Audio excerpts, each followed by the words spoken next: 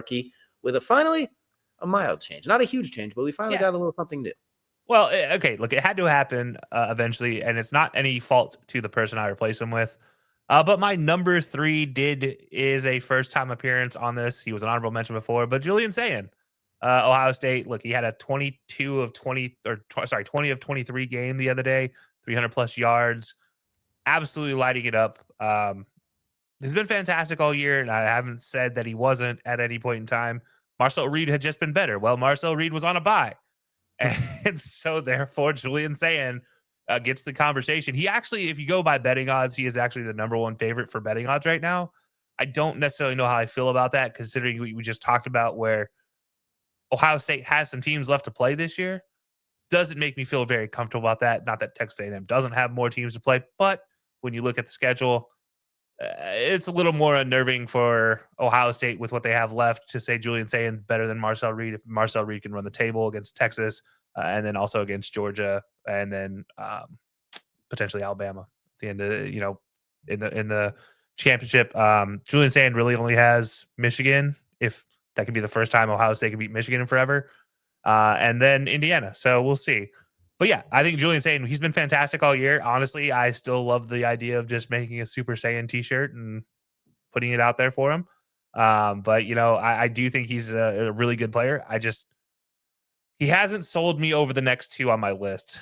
So number 2 on my list is still the same. It is Ty Simpson. It is still Ty Simpson. And until further notice, it will probably continue to be Ty Simpson because he is still that good of a quarterback.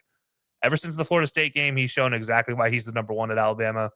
And he's been he's played himself. You've watched some of these throws; they're dimes. They're absolute dimes. I don't think I've ever seen an Alabama quarterback actually with touch before.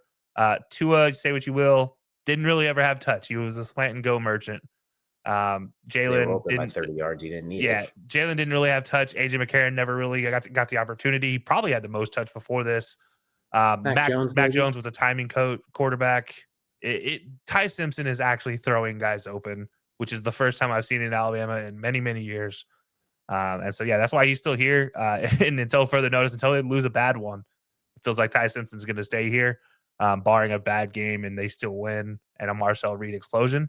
But number 1 is still a guy who is leading the number 2 team in the nation, which is, you look at this, 2 of the top 3, all three of these guys play for a top 4 team in the playoff rankings. Fernando Mendoza, my number 1, though. This guy is still lights out. It's kind of crazy how good he is. Guy that was at Cal, and people forget how good he was at Cal. He's the reason they upset teams, Auburn being one of them. Miami last year too. Yeah, look, hey, Fernando Mendoza has been absolutely fantastic for Indiana. What they've been doing there, it is going to be interesting to see. Obviously, the Ohio State game at the end of the year is going to matter a lot for his Heisman Trophy candidacy. But you look at where they're at right now, you feel pretty good in saying Fernando Mendoza leading the country in touchdown passes still is the best quarterback in the nation. It feels safe to say, which by default gives you the best Heisman Trophy candidacy for a number 2 team in the nation. Julian Sayin, though, look, I think he has an opportunity to be up here. And if I go by the same voting odds that you see on every betting sports book, it's because he's the number 1 team. He's the number 1 quarterback for the number 1 team in the nation. Is why Julian Sayin has the odds. Fernando Mendoza, number 1 quarterback for the number 2 team in the nation, has these 3rd best odds. Ty Simpson is still Ty Simpson, but he plays for Alabama, which is why he has the number 2 odds. So yeah, like, I don't know that I don't agree with necessarily betting odds, but this is my top 3 because this is how I feel about it. Like I say, all 3 of them are absolutely dealing right now too. They are slinging. They're everything.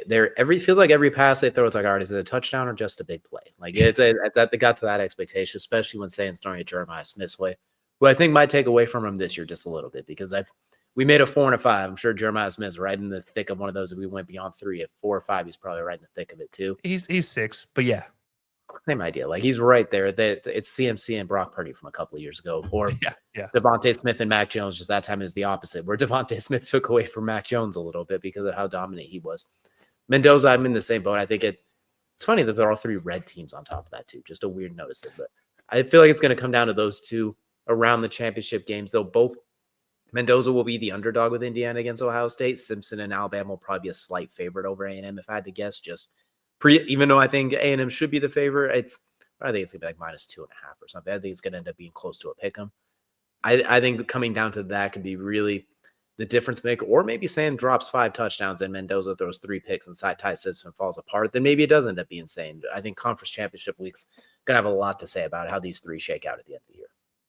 By the way, fun fact about the thing you said about the red.